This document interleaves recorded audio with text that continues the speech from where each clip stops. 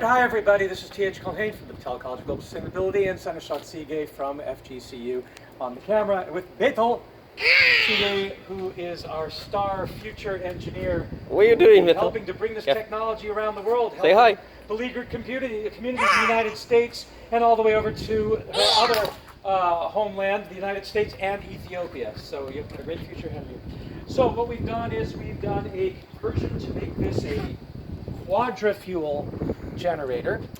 They call it a tri-fuel kit, but that's because they ignore biogas. But this now will run on natural gas via this pipe here, which plugs into the regulator here, pops out. Propane, which would be another tube that would go onto here with this valve then opening and going through the regulator. You might have to tweak this little screw here to get the right stoichiometry. Got to learn that word. That is the ratio of air to fuel. It can run on traditional gasoline by turning this facing down over here.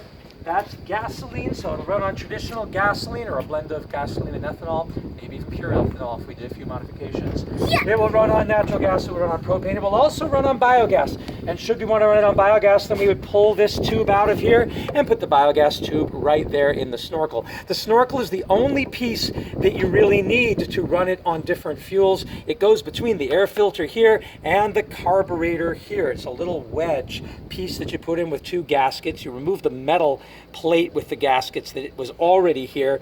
You got to make sure that these screws that hold the air filter and the carburetor to the block of the engine, you have to back them up a bit. They will not seem long enough when you first try to assemble it, so you'll have to take a wrench and pull them back and get a few threads out there so you can get these back on once you've added this extra dimension here.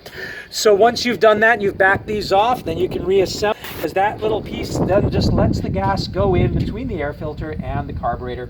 And then you can start your engine on gasoline, then turn off the gasoline, start the flow of natural gas, propane, or biogas. You could put biogas through this if you wanted to, and you could just keep this hooked up like this. That is certainly feasible, but you would run into the problem that this regulator would make the pressure of already low pressure biogas too low pressure. So there's a button here in the back, I don't know if you can see it, but if you have to press that, when you press that in, it opens this up and bypasses the regulator.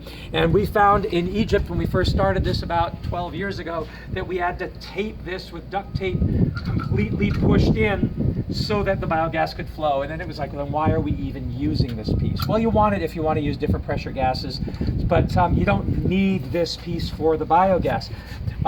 When you do have natural gas or propane, you prime by pressing that spring-loaded thing in several times until you get enough gas into the carburetor, and then you try to start it.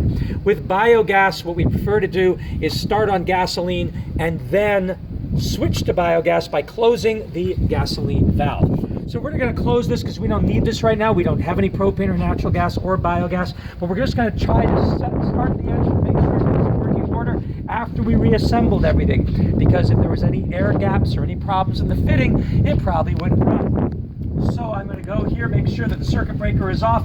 I'm going to turn the choke to back of the choke, and then I'm going to turn the engine on.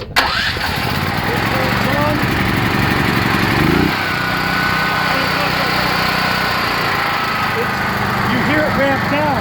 That's because we have here an idle control. And with the idle control, when you turn it on, it uses a lot of energy and wastes it because we're not using any load here. So I turn on idle control, and that's a nice feature for this because it's a lot quieter. And then it will change from idling to delivery of power when you plug stuff in. When you turn that circuit breaker on and you turn on your 120 outlets, or turn this over to 240, and you can get 240 at 50 amp, at 30 amp. You can get 120 at 30 amp, or 120 at 30 amp here. You also have a DC out, and you can use this to charge 12-volt batteries. Never let these touch, so put something on here to protect them. So you have 12 volts out, and you got a voltmeter. It's a nice little unit. The other thing I want to try is I want to show that it will in fact start. It will in fact start with a pull cord, although that is such a pain that with an automatic start, because this has a battery, you're much better off doing that. I'm going to set the choke a little bit halfway approximately and give this a big pull, and nothing happens, I think, because I need to turn it on, not do the starter, but turn it from off to on. And now hopefully, and it works. So you're going to be doing a lot of this with biogas.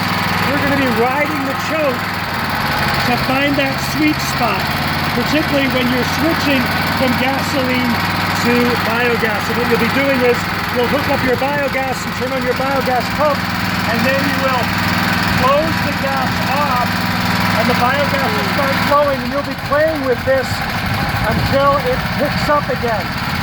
That's going to be what you're going to end up doing. Okay? And now, of course, I turned the gas back on, so it went on. Right? So, yeah, be aware that the transition from gasoline to biogas takes about 60 seconds. And we usually start counting once we turn on the biogas and turn off the gasoline there.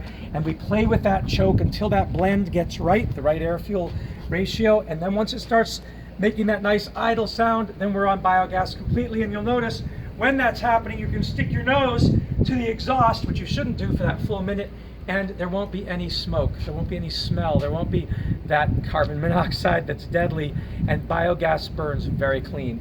But don't go and start smelling it until after you've counted 60 seconds after you've turned off the gasoline and you started running the biogas and you've played with the choke. When it starts idling nicely on the biogas, that's when you go back to verify with your nose and go, hey, this is really clean. Imagine, I can't commit suicide with this. If I ran this in my garage, I'd just be up all night reading a book. So biogas is the future, and you can produce it at home as we're doing here. So we're going to pull this in, but yes, the conversion really is simple. It didn't take us that long, did it? Didn't. So that's really all you're talking about, that one little piece, and then the rest of this is for regulating higher pressure gases. Yep. Thanks a lot. We hope to see you in the movies. Thank you. Oh yeah! Yeah. The moon is getting out of bed.